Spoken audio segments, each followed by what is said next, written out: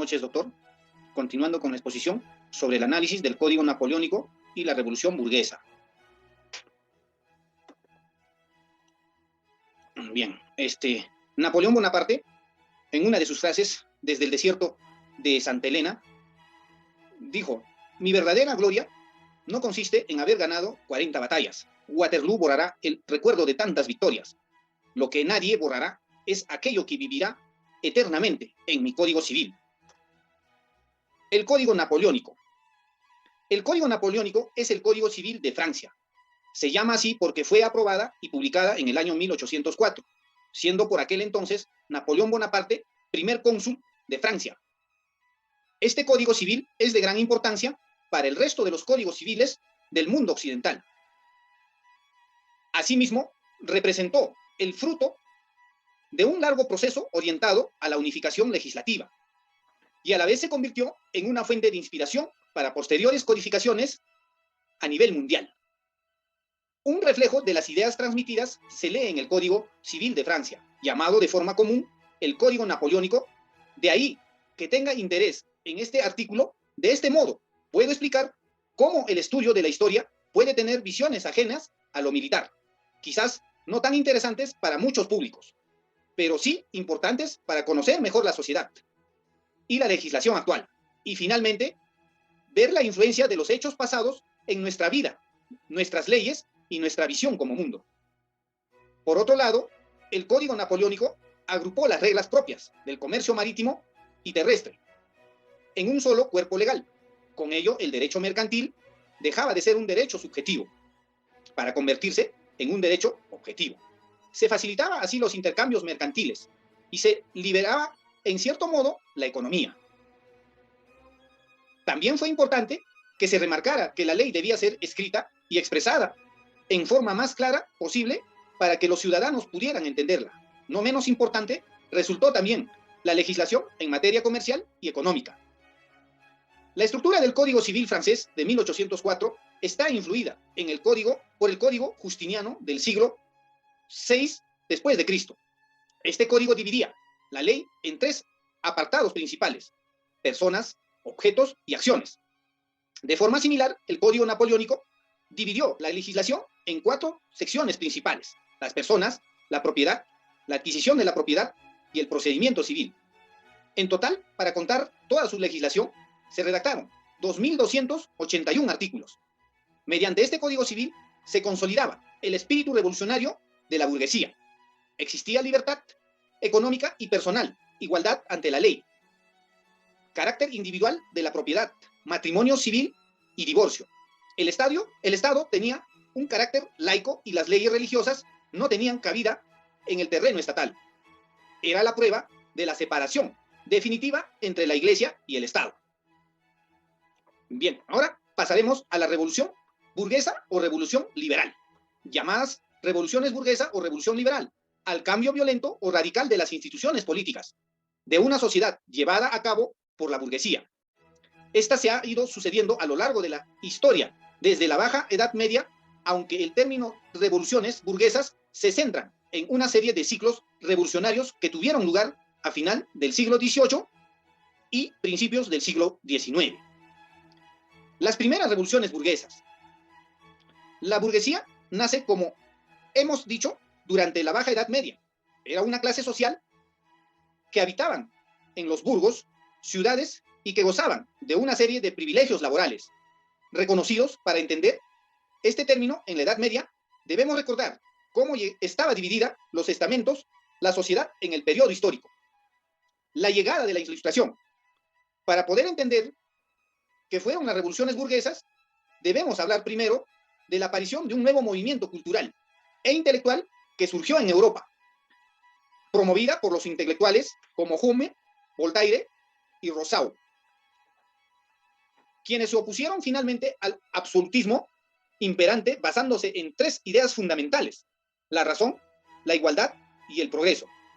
La religión era la base de la sociedad del momento en pensamiento ilustrado. Pretendía sustituir la religión por la razón como característica principal del hombre. La revolución industrial podemos considerarla como la precursora de los cambios que vendrían a continuación, La llegada de la industria proporcionó un cambio en la estructura social, económica y, por supuesto, tecnológica. La invención de la máquina a vapor en Gran Bretaña cambió el sistema de economía de un sistema rural basado en la agricultura y el comercio en una economía urbana, mecanizada. Nace la industria. Causas de la revolución burguesas. Junto con la ilustración, que ya hemos visto, nacen dos corrientes ideológicas. Dos corrientes ideológicas más, el liberalismo y el nacionalismo. Las tres coincidían en un rechazo al absolutismo, factores sociales y económicos. Con la revolución industrial, los burgueses, que eran los dueños de las fábricas, poseían más capital que los nobles aristócratas, pero carecían del poder político que los aristócratas tenían. Entonces generó muchas tensiones en ambos, ya que los burgueses no consideraban que deberían existir diferencias por razones de linaje o nacimiento. Consecuencias de las revoluciones burguesas políticas. Fueron a acabar con el sistema político imperante en muchos países, la igualdad, el sufragio universal y la pérdida de privilegios a los reyes aristócratas. Aparición de distintas constituciones. Los obreros se organizaron en sindicatos y partidos políticos que velarían por sus derechos y mejoras sociales. Países latinoamericanos lograron su autonomía política. También tenemos las características de las revoluciones burguesas. Transformación política y de las instituciones del Estado. Cambios y más cambios del nuevo orden liberal. Crisis y revoluciones. Procesos revolucionarios. Soberanía popular. Nuevas formas de gobierno. Nuevos derechos y deberes de los ciudadanos. Nuevos principios políticos. Clases sociales que ganaban presencia. Nuevo orden económico.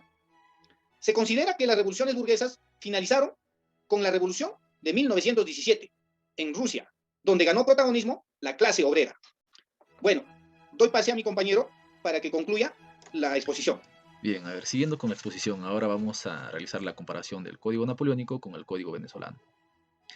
Las tres características más importantes, en mi opinión, que he encontrado son la unidad de derecho, que pues decía que debe ser aplicado por igual, y actualmente en el Código Venezolano también es aplicado a todos por igual, sin distinción de su raza, religión, sexo. Y bueno, por demás diferencias que pueda haber. Además, esto respaldado por la Declaración Universal de los Derechos Humanos, ¿no?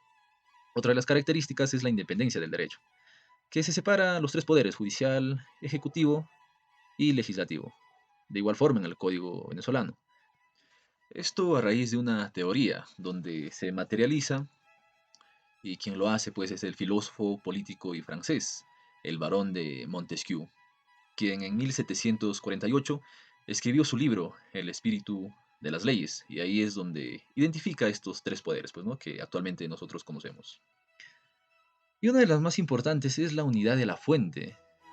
En ese entonces, para el Código Napoleónico, una sola autoridad decretaba estas leyes, y eran los tribunales quienes interpretaban estas mismas leyes.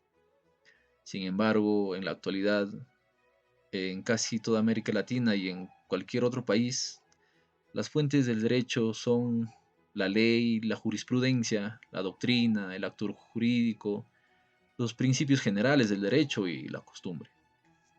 Ahora, para mayor precisión vamos a acercarnos a lo que era la propiedad. En ese entonces, en el Código Napoleónico, en el año 1789, en la Asamblea Constituyente, se discutió este decreto fundamental. A poseer la propiedad privada, y aquí en el artículo 544 nos dice que es el derecho de usar y disponer con tal de no hacer uso prohibidas por la ley. Porque tú tenías el derecho de usar tu propiedad y disponer, pero no para algunas otras ocasiones, como por ejemplo ejercer prostitución o realizar prostíbulos, o de repente almacenes clandestinos. Por eso la precisión de prohibidas por la ley. Bueno, en ese entonces el legislador francés Napoleón Bonaparte pretendía establecer un derecho absoluto, exclusivo y perpetuo, y también determinar con las estructuras propietarias del antiguo régimen, ya que los hacendados y la clase burguesa solo eran los privilegiados, por así decirlo, de poseer propiedades. y además de eso autorizaba la intervención del Estado bajo el signo de igualdad. De igual forma, en la actualidad el Código venezolano, en su artículo 545, nos dice que es derecho de usar, gozar y disponer con restricciones establecidas por la ley. Y bueno, en este caso solo una diferencia gramatical. Con respecto al trabajo, en el Código Napoleónico nos indica que toda aquella persona tenía el derecho a trabajar libremente, con contratos de libre voluntad. Sin embargo, nos decía que tenías el derecho a trabajar, pero si es que no podías trabajar, no lo hicieras. Sin embargo, en el artículo 87 del Código venezolano, indica con precisión que toda persona tiene el derecho al trabajo y el deber de trabajar. Esto a que ayuda a activar la economía y el PBI, pues, ¿no?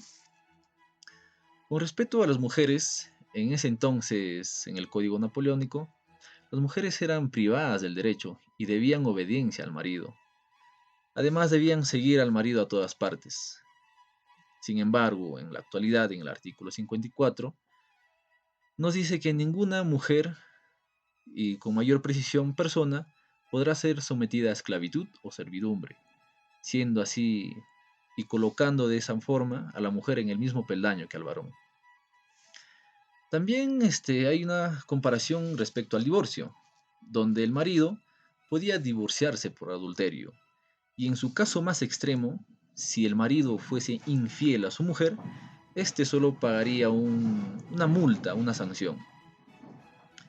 Pero si la mujer, en todo caso, sería infiel o cometería adulterio, esta sería condenada sí o sí a la cárcel. Pero también el marido podía ejercer sobre su vida, es decir, podría asesinarla, aunque la ley no lo permitía en el Código Napoleónico. Sin embargo, los jueces, cuando se daban estos sucesos, se hacían de la vista larga y lo dejaban pasar. Ahora, en el artículo 185 del Código venezolano, dice que todo matrimonio se disuelve por la muerte por uno de los cónyuges, o también por adulterio bueno, dada la situación, por acuerdo de ambas partes también. Con respecto a la herencia, anteriormente en el Código Napoleónico solo los hombres podían acceder a ellos. Es decir, si el padre se moría, los herederos eran los varones, si era mayor. Las mujeres también entraban a adquirir esa herencia, pero sin embargo, hasta el momento en que ella contrajera matrimonio, para que el hombre de ese matrimonio administraría estas riquezas. Y de igual forma también se colocaba por debajo a las mujeres. Sin embargo, ahora, como bien nosotros sabemos, se conoce como la sucesión intestada, que se da en diferentes países, donde hombre, mujer, hijos o aquel que demuestre que es un familiar directo del fallecido que está dejando la herencia, puede reclamar. Y aquí no se hace distinción si es hombre, mujer, mayor o menor. Y pues bien, esa sería la diferencia y el cuadro de comparación entre el Código Napoleónico y el Código Civil venezolano, que es el actual. Muchas gracias.